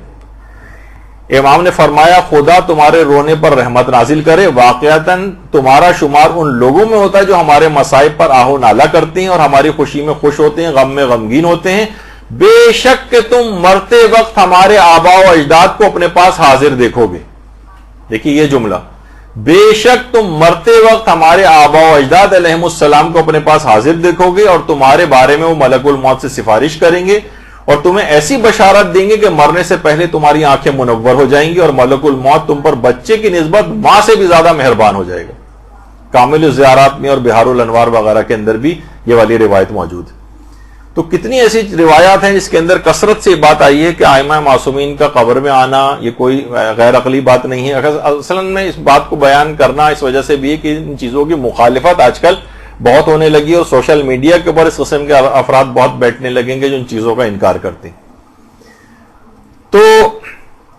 اچھا، اب یہاں جو حضور سے مراد جو ایک پہلو ہے وہ آیت اللہ ناصر مکارم شیرازی نے بھی کہا کہ حاضر ہونے سے ایک مراد یہ بھی ہو سکتی ہے کہ امام حسین علیہ السلام کی مجالس کو وہ زیادہ توجہ دیتے ہیں، ان کی عنایت زیادہ ان مجالس کے اوپر ہوتی ہے. حضور سے ایک مراد یہ بھی ہے. اور خود آیت اللہ سیستانی نے بھی اپنے ایک فتوے میں اس کا امکان ظاہر کیا ہے. جب ان سے یہ والی بات پوچھی گئی کہ مجالس اعظام رسول اکرم اور حضرت زہرا سلام اللہ علیہ آتے ہیں تو آپ کی اس متعلق کیا رائے ہے, اور کیا باقیہ ائمہ بھی اس کے اندر شامل ہیں؟ تو انہوں نے بھی یہ کہا کہ یہاں پہ حضور سے مراد اشراف اور عنایت خاصہ ہیں, اور اس کے اندر تمام دیگر ائمہ معصومین بھی شامل ہیں. لیکن دوسرا ہی فتویٰ انہی کا ہی وہ فتویٰ ہے کہ اس میں پوچھا گیا تھا کہ وہ آتے ہیں عاشورہ کے جو مجالس ہیں اس کے اندر کیا وہ شریک ہوتے ہیں؟ تو انہوں نے کہا کہ طبعاً یہ ممکن ہے, لیکن اپنے جسم روحی کے ساتھ آ سکتے ہیں, جسم مادی کے ساتھ نہیں. یعنی دونوں طرح کی باتیں اس سلسلے میں احتمالات جو ہیں وہ پائی جاتی ہیں. اچھا, اور ایک اور روایت ہے بہار الانوار کی 6 جلد میں بھی, کہ جس میں خلاصہ اس کا یہ ہے کہ مومن جب رسول خدا کو قبر میں دیکھے گا تو ان کو پہچان لے گا, اس کی جزا پائے گا, اور کافر ان کو نہیں پہچان سکے گا اور اس کے بعد اس کو سزا دی جائے گی. یہ بھی روایت کے اندر یہ بات آئی. آیت اللہ صادق روحانی سے یہ بات پوچھی گئی کہ معصومین ایک وقت میں متعدد جگہ پر حاضر ہوتے ہیں, تو کیا یہ اعتقاد رکھنا غلو میں تو نہیں آتا؟ بہت سے لوگ آج کل کہنے لیں گے یہ تو غلو ہے, یہ تو غالی ہو گیا ہے اگر کوئی اس قسم کا نظریہ رکھتا ہے. دیکھیے بہت سے لوگوں نے آج کل غلو اور تقصیر کی سٹیمپس بنوائی ہوئی. تم غالی ہو فوراً سٹیمپ لگا دی, تم مقصر ہو فوراً سٹیمپ لگا دی. تو انہوں نے جواب دیا کہ وہ جس میں مثالی اور نوری کے ساتھ آنے واحد میں متعدد جگہوں پر حاضر ہو سکتے ہیں. یہ بات نہ صرف ممکن ہے بلکہ امر واقع, یعنی کہا کہ یہ امر ممکن ہے بل واقع, بلکہ یہ ایسا ہوتا ہے, ایسا ہوتا ہے. اور باقاعدہ ایک روایت ہے, سامارات الاعواد جو کتاب ہے, بہت مشہور کتاب ہے, اور خطیب علی ابن الحسین الہاشمی جنہوں نے ایک کتاب لکھی, انہوں نے اس کے اندر ایک حدیث لکھی. حدیث تفصیلی ہے, بہرحال اس میں فضائل ایک راوی ہیں, وہ کہتے ہیں کہ گھر میں نے مجلس عزا برپا کی تھی اور اس کی اطلاع میں نے چھٹے امام کو نہیں دی تھی. تو جب میں امام کے پاس ملنے گیا, مولانا نے مجھ سے پوچھا کہ کل تم کہاں تھے؟ دیکھو مجھ سے کچھ چیز چھپانا نہیں, تم نے کل اپنے گھر پہ مجلس عزا منعقد کی تھی, میں بھی تمہاری اس مجلس میں حاضر تھا. کہا کہ مولا آپ کہاں بیٹھے ہوئے تھے؟ کہا میں بالکل باہر دروازے کے پاس بیٹھا ہوا تھا. تو راوی نے فضیل نے کہا کہ مولا آپ صدر مجلس میں کیوں نہیں بیٹھے ہوئے تھے؟ صدر مجلس میں یعنی مجلس کے درمیان میں بیٹھتے, آپ دروازے کے باہر بیٹھے ہوئے ہیں. تو فقال الصادق علیہ السلام, امام صادق نے فرمایا کانت جدتی فاطمہ بصدر المجلس جالستن, میں کیا کرتا کہ میری جدہ فاطمہ زہرا سلام اللہ علیہ وہ صدر مجلس کے اندر بیٹھی ہوئی تھی, تو میں ان کے اجلال اور تعظیم کی وجہ سے اندر داخل نہیں ہوا اور دروازے کے باہر بیٹھ گیا. یعنی خود حضرت زہرا مجلس عزا کے اندر آئی ہوئی تھی. تو باقاعدہ یہ اور پھر یہ بھی انہوں نے کہا کہ حضرت فاطمہ زہرا سلام اللہ علیہ اپنے بیٹے حسین کے لیے جو مجلس عزا منعقد ہوتی ہے ہر مجلس عزا میں حاضر ہوتی ہیں. یہ باقاعدہ ان کا جملہ ہے, فی کل عزا, ہر مجلس عزا کے اندر ہماری جدہ فاطمہ زہرا اپنے بیٹے کی جو بھی مجلس عزا منعقد ہوتی ہے ہر مجلس عزا میں حاضر ہوتی. باقاعدہ ثمرات الاعواد جو کتاب ہے علی ابن الحسین الہاشمی کی, باقاعدہ اس کے اندر یہ روایت موجود ہے کہ امام نے فرمایا میں دروازے کے باہر اس وجہ سے بیٹھا ہوا تھا اپنی جدہ کے اجلال کی وجہ سے کہ صدر مجلس میں تو وہ بیٹھی ہوئی تھی. اس کا مطلب ہے کہ ان کا آنا اس لحاظ سے ثابت ہے. اچھا, اب جو یہ آپ سنتی ہیں کہ روایات کی اسناد کے متعلق لوگ اکثر اس میں بحث کرتے ہیں, تو آیت اللہ ناصر مکارم شیرازی سے بھی جب یہ بات پوچھی گئی تو انہوں نے کہا کہ اگرچہ اگر ہم قانونی طور پر جو اس کے اصول اور قواعد ہیں اس کے تحت دیکھیں تو معتبر کتابوں میں زیادہ اس سلسلے میں فرماتے ہیں کہ روایت نہیں ہے, لیکن بعض مومنین اور اہل بیت کے ماننے والوں نے کچھ مطالب نقل کیے جو امام حسین کی مجلس عزا میں اہل بیت کے آنے پر دلالت کرتی ہیں,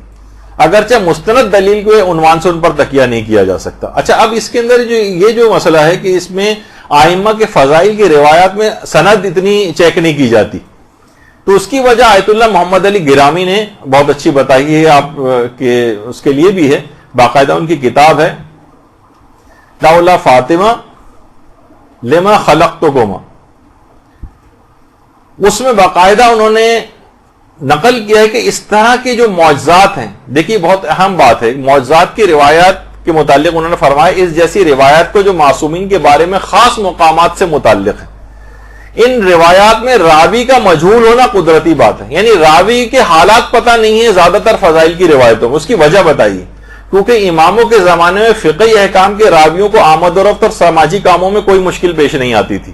لیکن اعتقادی مسائل بیان کرنے والے راویوں کو تقیہ کی شرائط کی وجہ سے گوشہ نشینی کے حالات گزارنا پڑتے تھے،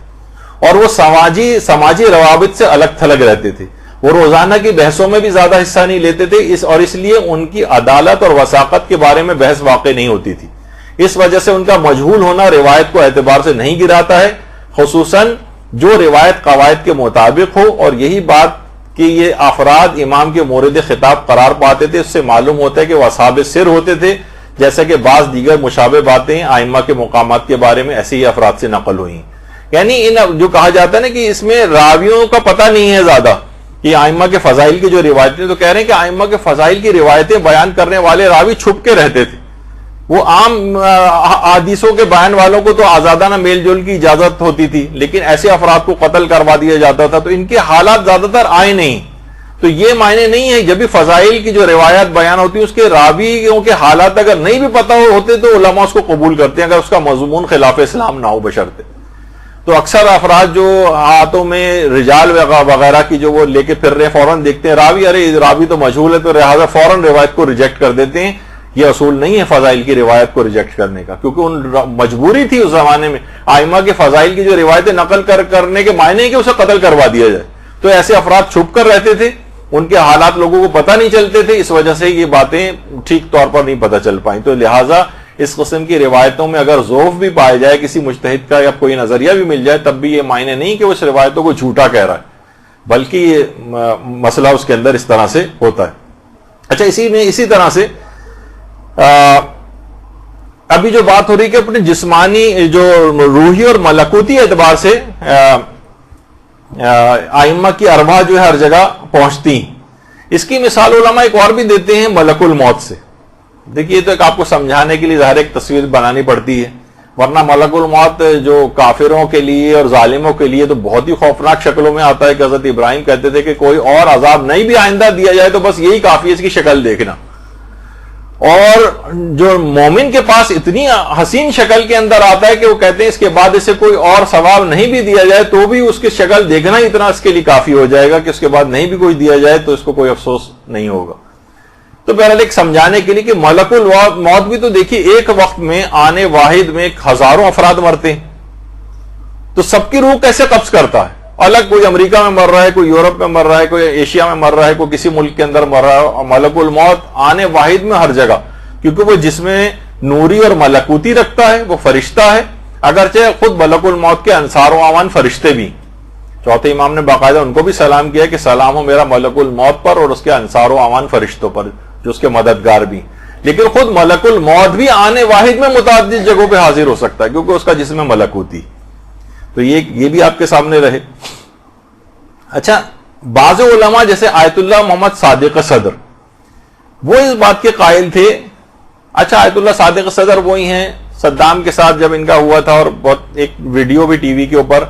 انٹرنیٹ پہ اور یوٹیوب وغیرہ کے اوپر موجود ہے کہ وہ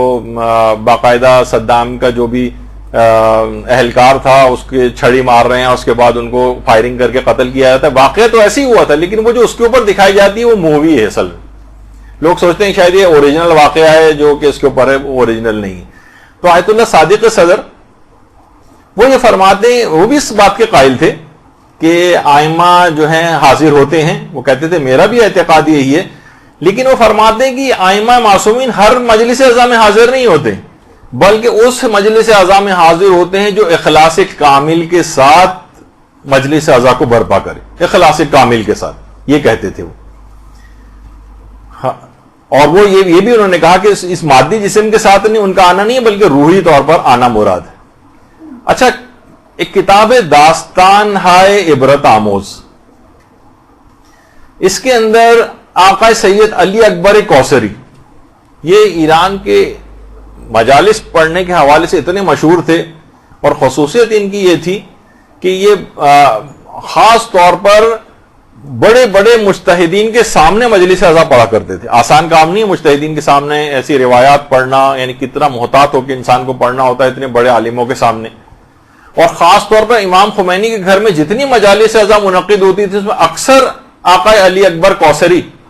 یہ مجلس اعضا امام خمینی کے سامنے پڑھتے تھے. امام خمینی کے گھر پہ جو مجالس ہوتی تھی اور دیگر علماء کے گھر پہ بھی جو مجالس ہوتی تھی، اور وہ اس کو سن کر، ان کی مجالس کو سن کر بہت گریہ کیا کرتے تھے. وہ خود یہ فرماتے ہیں، آقا سید علی اکبر کوثری فرماتے ہیں کہ عاشور کا روز تھا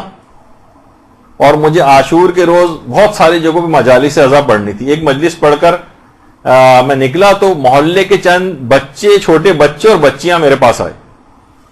اور آ کے کہا کہ آپ بڑوں کی مجلسیں تو بہت ساری پڑھتے ہیں، ہم چھوٹے بچوں کی مجلس بھی کبھی پڑھ دیں. تو کہہ رہے ہیں پہلے تو میں نے ان کو ٹالا کہ بچوں آج بہت ساری جگہوں پہ مجلس پڑھنی ہے، بہت مصروف ہوں. تو اتنے میں ایک بچی بہت رونے لگی. اس کو روتے دیکھ کر فرماتے ہیں کہ میرا دل نرم ہو گیا. میں نے کہا اچھا چلو میں ایک مختصر سی مجلس پڑھ دوں گا، کہاں چلنا ہے؟ تو وہ بہت پسماندہ قسم کا ایک ایریا علاقہ تھا، وہاں بچوں کے ساتھ میں گیا. ٹوٹے پھوٹے سے گھر بنے ہوئے تھے،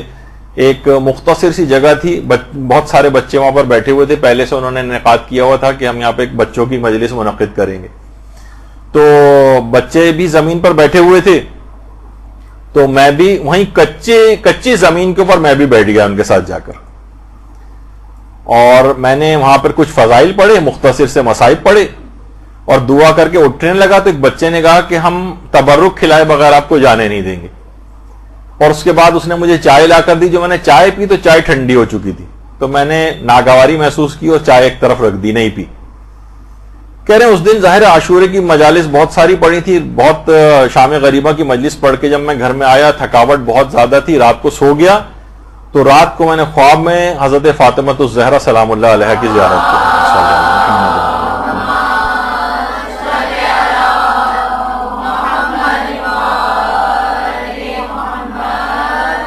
اور فرمایا حضرت زہرا نے کہ آج کے دن تمہاری کوئی مجلس قبول نہیں ہوئی ہے سوائے بچوں کی اس مجلس کی. تو گھبرا گئے کہ شہزادی ایسی مجھ سے کیا خطا ہو گئی کہ میری وہ مجلسیں قبول نہیں ہوئی. کہا تمہارے بڑوں کی مجالس میں اخلاص نہیں تھا، لیکن بچوں کے کچے مکان کی مجلس کو ہم نے قبول کر لیا اور میں خود وہاں موجود تھی. آقا علی اکبر کوثری فرماتے ہیں، ان کے الفاظ ہیں کہ حضرت زہرا نے کہا میں اس خود مجلس میں وہاں موجود تھی. البتہ تم سے ایک شکوہ اور یہ بھی ہے کہ وہ جو چائے تم نے رد کی تھی وہ ہم نے خود تیار کی تھی. اللہم صلی علی محمد وعلی محمد.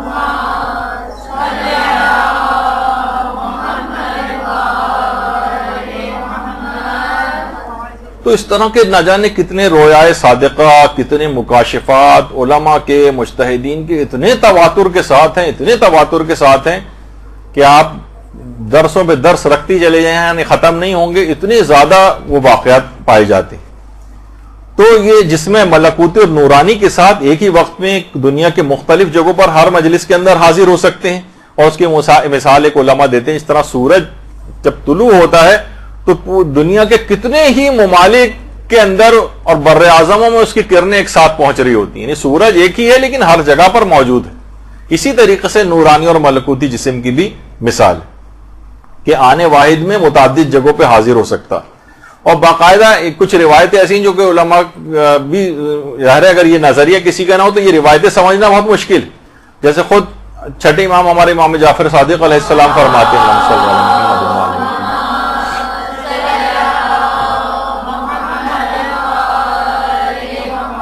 کہ ایک دن حضرت ام سلمہ روتی ہوئی نیند سے بیدار ہوئی. آپ سے پوچھا گیا کہ کیا ہوا ہے؟ فرمایا میرے بیٹے حسین شہید ہو گئے. میں نے خواب میں رسول خدا کی رحلت کے بعد سے ان کو ابھی تک نہیں دیکھا ہے، لیکن آج رات میں نے ان کو خواب میں دیکھا ہے. تو میں نے ان سے پوچھا کہ کیا ہوا ہے؟ تو رسول اکرم کو میں نے دیکھا کہ ان کا چہرہ مرجھایا ہوا اور وہ پریشان. تو رسول اللہ نے فرمایا میں نے گزشتہ رات صبح تک حسین اور ان کے اصحاب کے لیے قبریں کھودی. اعمالیہ شیخ صدوق صفحہ 202 کے اوپر یہ روایت موجود. پیغمبر فرماتے ہیں میں نے گزشتہ رات صبح تک امام حسین کے اصحاب کے لیے قبریں کھودی ہیں. اچھا بہت سی چیزیں باقاعدہ انسان کو سمجھ میں نہیں آتی، لیکن اسی بات کو آیت اللہ شیخ علی القرانی، ان کے کتنے ٹی وی پروگرامز ابھی بھی آتے ہیں، عرب چینلز وغیرہ اگر آپ دیکھیں، اور یہ آیت اللہ وحید خراسانی کے بھی شاگردوں میں سے، تو باقاعدہ آیت اللہ وحید خراسانی کی جو درس خارج ہیں، ان کی جو تقریرات ہیں، وہ الحق المبین کتاب جو ہے، الحق المبین فی معرفت المعصومین علیہم السلام، اس کے اندر انہوں نے جمع کی، تو اس کے اندر انہوں نے آیت اللہ وحید خراسانی کا یہ قول نقل کیا کہ آیت اللہ وحید خراسانی فرماتے ہیں امام حسین کا قضیہ ہر قسم کے وصف و تقریر سے بالا تر، اتنا بالا ہے، اتنا بلند ہے امام حسین کا معاملہ، اور یہ جو پورا واقعہ ہے کہ کتنی بھی آپ تقریریں اس کے فضائل میں کر دیں، کتنی بھی اس کی باتیں بیان کر دیں، یہ بہت بلند ہے اس سے، بلکہ کہہ رہے ہیں کہ امام حسین کا قضیہ تو ایک طرف رہا، ان کے ساتھ حبشی سیاہ فام غلام جو شہید ہوئے ہیں وہ بھی ہر قسم کی تعریف اور وصف بیان کرنے سے بہت بالا تر ہے، اور دلیل کیا دی انہوں نے کہ ان کے لیے، ان کے حبشی غلام تک کے لیے سید المرسلین و خاتم النبیین عالم اعلیٰ سے ان کی قبریں کھودنے اور دفن کے لیے پیغمبر اکرم خود تشریف لائے تھے۔ اتنی بڑی شخصیات ہیں یہ امام حسین کے اصحاب جو کربلا میں ان کے ساتھ شہید ہوئے ہیں، اور کہہ رہے ہیں کہ جی ہاں خاتم النبیین صلی اللہ علیہ وآلہ وسلم جو تمام عالمین کی مخلوقات میں سب سے پہلی شخصیت ہیں، لیکن امام حسین اور ان کے اصحاب کی قبروں کی تدفین کا انتظام کرنے کے لیے خود عالم اعلیٰ سے زمین پر تشریف لائیں، تو ان کا زمین پر تشریف لانا، ان کا آنا، ان کا مجلسوں میں آنا کوئی ایسی بات نہیں، روایات سے بات ظاہر ہوتی ہے باقاعدہ، اور کتنی اور روایتیں ایسی ہیں، میرے پاس اتنا وقت ہی نہیں، آپ صرف دیکھتی جائے بہار الانوار کے اندر میں صرف آپ کے سامنے سے بس گزر رہا ہوں، اتنا وقت ہی نہیں ہے، جو بھی شوقین ہوں بہار کے وہ جا کر ان روایات کو جو ہے وہ دیکھ سکتے ہیں کہ کتنا انبیاء جو ہے حضرت موسیٰ تک جو ہے کربلا جو ہے زیارت کے لیے تشریف لاتے ہیں، بہت ساری روایات اس سلسلے میں آئی ہیں، اور باقاعدہ آیت اللہ سیستانی سے وہ بھی روایت پوچھی گئی ہے کہ حضرت زہرا کی پیدائش کی جو روایات ہیں کہ کیا یہ صحیح ہے کہ جس وقت حضرت زہرا کی پیدائش ہوئی تھی تو حضرت آسیہ بنت مزاحم اور حضرت مریم بنت عمران اور حضرت موسیٰ کی بہن جن کا نام کلثوم تھا وہ، اور حضرت سارہ اور حضرت خدیجہ طاہرہ ولادت حضرت سیدہ زہرا کے موقع پر مدد کے لیے تشریف لائی تھیں، یہ جو روایات کے اندر یہ بات ملتی ہے کہ یہ یعنی اس کی کیا یہ بات صحیح ہے؟ تو آیت اللہ سیستانی نے جواب میں فرمایا ورد ذالک فی بعض الروایات، یعنی اس بات کو ڈینائی نہیں کیا انہوں نے، بلکہ کہا کہ جی ہاں اس بات کا تذکرہ بہت سی روایات کے اندر آیا ہے کہ ان کی یہ ہستیاں اس وقت ولادت کے موقع پر تشریف لائی تھیں، تو عالم ارواح سے ان شخصیات کا اس دنیا کے اندر آنا یہ کوئی ایسی بات نہیں ہے، یہ ان کی پیدائش کے واقعات کے اندر بھی ملتا ہے، ائمہ کی شہادت کے واقعات کے اندر بھی ملتا ہے، اور ان کی مجلس عزا میں حاضری کے لیے بھی ملتا ہے، ان کی احتضار اور موت کے وقت اور قبر کے اندر دفن ہوتے وقت کے حالات کے اندر بھی ملتا ہے، تو بہرحال علماء کے فتووں سے بھی اس بات کی تائید ہوتی ہے۔ اچھا، پھر بہرحال اب اتنا وقت نہیں ہے، آیت اللہ صادق روحانی نے بھی اس بات کو ذکر کیا ہے، اور ان کا ایک دوسرا فتویٰ بھی جب ان سے پوچھا گیا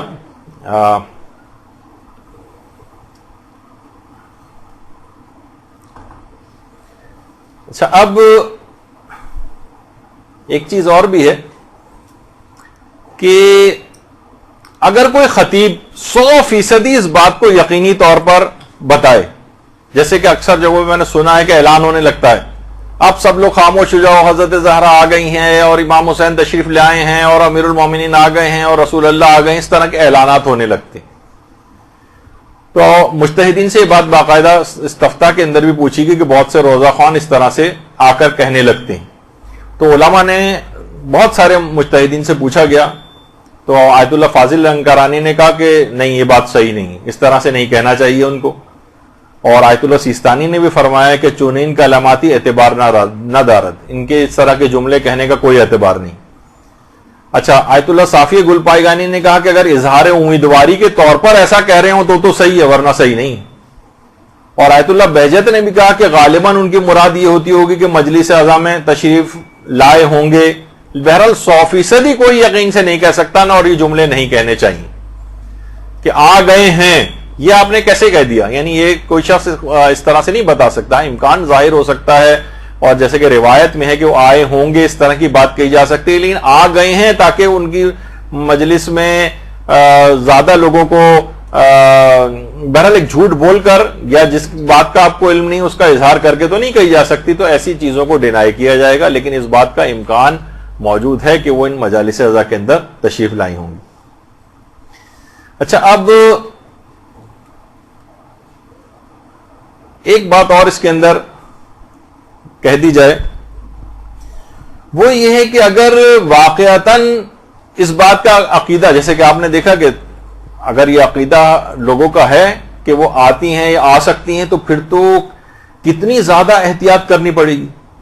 کتنا اپنے اس گھر کو اس قابل بنانا پڑے گا کہ وہ آ سکیں، کمال اخلاص کتنا حاصل کرنا پڑے گا اس مجلس کے لیے،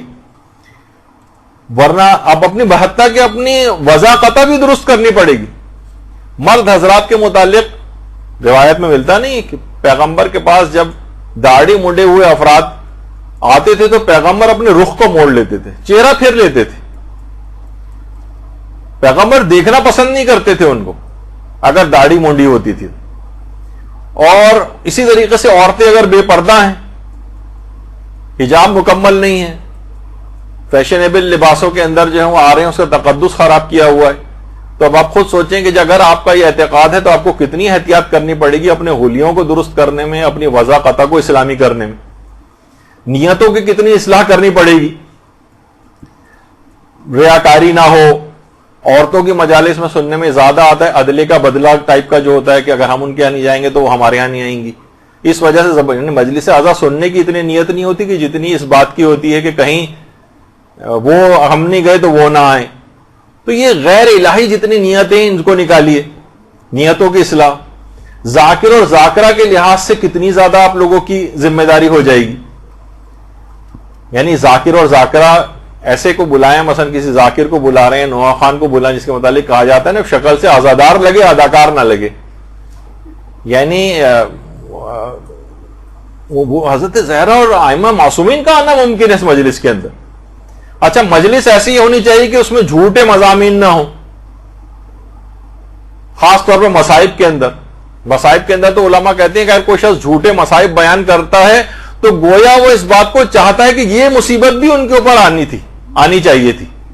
یعنی تم جو خود سے جھوٹے مصائب ان کے سر منسوب کر کے بیان کر رہے ہو جبکہ وہ روایتوں میں نہیں پائے جاتے، تو گویا تم اس بات کی خواہش رکھتے ہو کہ یہ بھی ان کے اوپر ہوتے،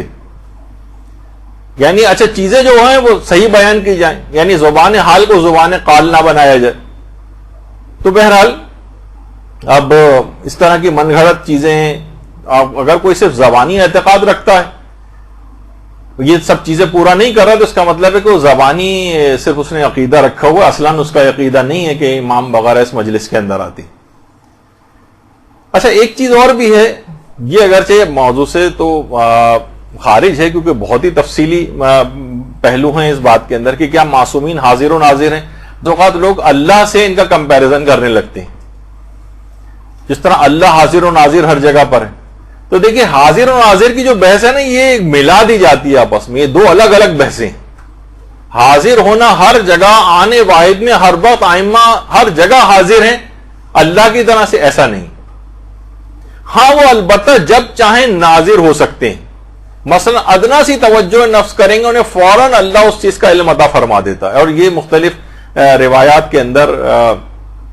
آیت اللہ ناصر مکارم شیرازی سے بھی پوچھا گیا یہ بات، تو انہوں نے کہا اگر وہ کسی چیز سے جب بھی مطلع ہونا چاہتے ہیں خدا کے حکم سے فوراً مطلع ہو جاتے ہیں، تو وہ کوئی مسئلہ نہیں، یعنی فوراً وہ اچھا ناظر ہونا تو آپ بھی کتنی چیزوں پر ناظر ہو، ایک وقت میں اگر 10 ٹی وی مختلف ممالک کے چینل بدل کے آپ کتنی جگہوں پہ ایک ہی وقت میں ناظر ہو جاتی ہیں، ہر جگہ آپ دیکھ لیتی ہیں۔ کمپیوٹر جو ہے لاکھوں کروڑوں ویب سائٹس میں ڈھونڈ کے چیزیں نکال کے آپ کے سامنے دیکھ کر سرچ کرتا ہے، فوراً نکال کے دے دیتا ہے، تو مشینوں کے اندر بھی ہونے لگا۔ البتہ ہر جگہ خدا کی طرح سے حاضر ہونا یہ نہیں ہے ائمہ اطہار کے لیے، البتہ وہ ناظر ہو سکتے ہیں جب بھی اطلاع، اور جس جگہ پہ بھی چاہیں آنے واحد میں متعدد جگہوں پہ حاضر بھی ہو سکتے ہیں۔ تو اللہ سے کوئی کمپیریزن نہیں کرنا چاہیے، وہ مخلوق ہی ہیں، اللہ خالق ہی ہے، ان دونوں کو آپس میں ملانا نہیں چاہیے۔ اچھا، اور بہت سی چیزیں ملتی بھی ہیں، قرآن کی آیات بھی ہیں اس سلسلے میں کہ تم لوگ عمل کرو فَسَيَرَى اللَّهُ عَمَلَكُمْ، اللہ تمہارے اعمال کو دیکھے گا، وَرَسُولُهُ، اور رسول اعمال کو دیکھیں گے، وَالْمُؤْمِنُونَ، اور مومنین تمہارے اعمال کو دیکھیں گے۔ سمجھنا کچھ مومنین ایسے ہیں کہ تم جو اعمال کرو گے وہ اس کے اوپر ناظر ہیں اور دیکھتے ہیں۔ جب یہ آیت اللہ بہجت کہتے تھے ابھی تمہارا جملہ منہ سے نکلتا بھی نہیں ہے کہ وہ امام زمانہ تک پہنچ جاتا ہے۔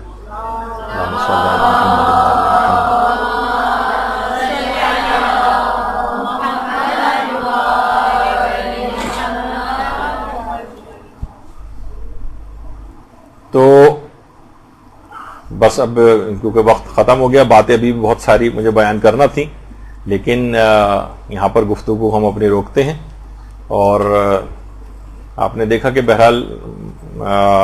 یہ چیز سنتے تو بہت تھے، لیکن اس کے دلائل یا ان احادیث سے واقفیت نہیں تھی عام طور پر، تو وہ بھی آپ کے سامنے آج چیزیں آ گئیں۔ امید تو یہی ہے کہ آج اس سلسلے میں ہماری آخری نشست ہوگی، لیکن شاید ایک نشست اور ہونے کا امکان ہے۔ اب آپ کے لیے سزا کے طور پر ہوگی، میرے لیے سعادت کی بات ہوگی، دیکھیں آگے کیا ہوتا ہے۔ تو وصلی اللہ علی محمد وآلہ الطیبین الطاہرین۔ کہاں غریب کا گھر اور کہاں حسین کی ماں، حرم یہ مجلس شبیر نے کیا ورنہ، کہاں غریب کا گھر اور کہاں حسین کی ماں۔